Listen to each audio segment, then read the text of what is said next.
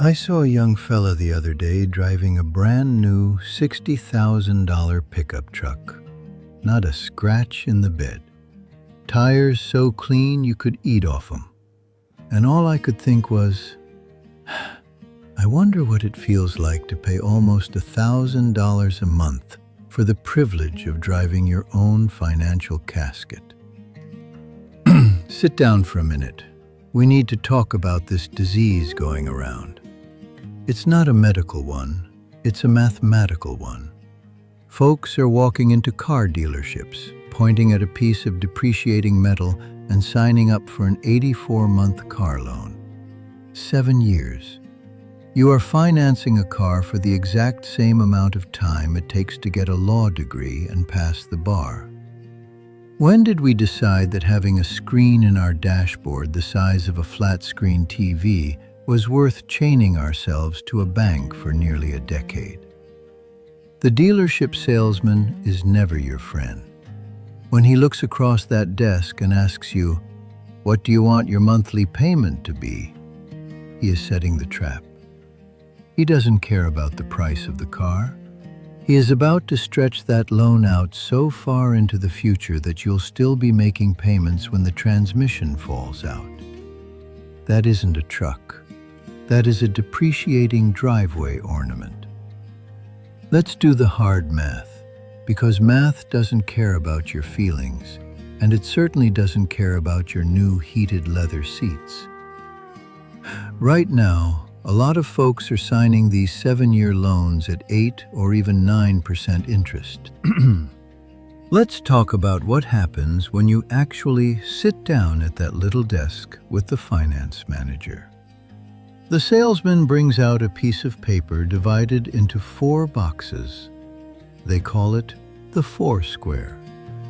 It is a magic trick designed to empty your wallet while making you feel like you won the lottery. They juggle the price of the car, your down payment, your trade-in value, and your monthly payment. If you negotiate the price of the truck down, they just steal the money back by lowballing your trade-in or jacking up the interest rate behind the scenes. They slide the numbers around until all you are looking at is that monthly payment box.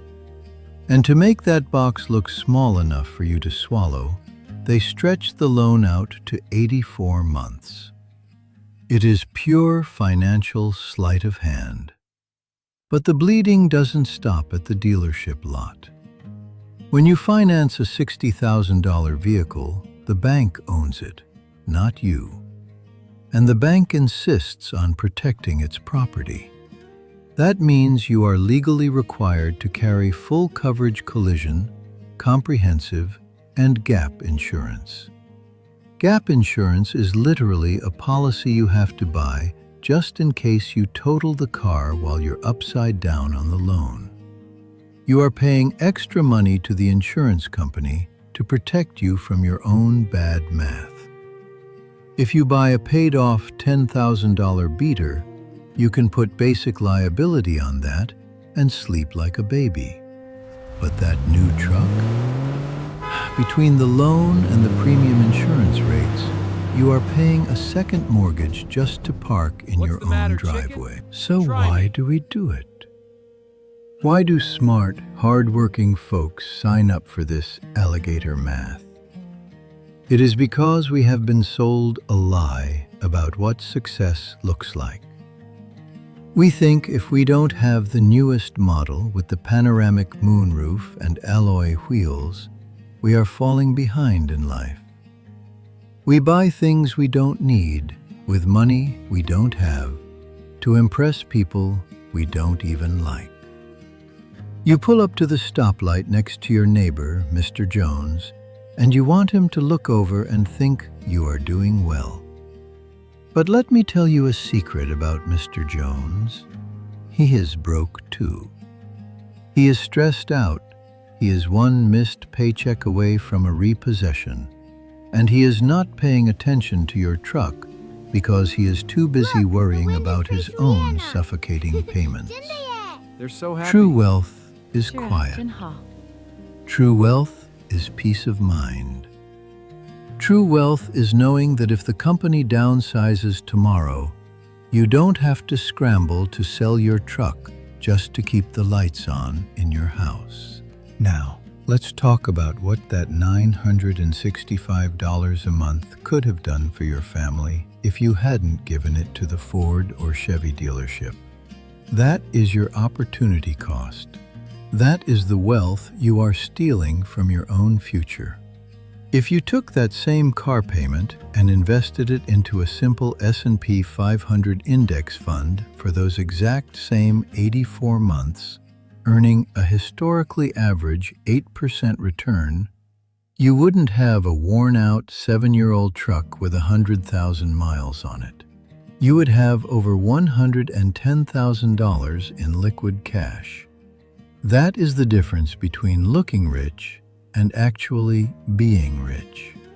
Folks are burning through their paychecks faster than a dashboard in August, just to impress people they don't even like at stoplights. It's just $1 waiting on a dime. So here is the Grandpappy rule for the day. If you have to stretch a car loan past 48 months just to make the monthly payment fit into your budget, you cannot afford the car. Period. Don't let a salesman talk you into a 7-year trap. Buy an $8,000 beater. Drive it ugly for a while. Take care of it, change the oil, and let it get you from point A to point B. Build your bank account in the shadows while everyone else is going broke, trying to look rich to people who don't care. Getting out of the debt trap takes discipline. It means saying no when everyone around you is saying yes. It means ignoring the shiny commercials and focusing on your own house. But you can do this.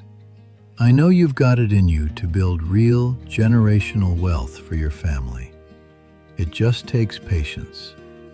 Keep your head up, make the hard choices today, and remember, Grandpappy is rooting for you.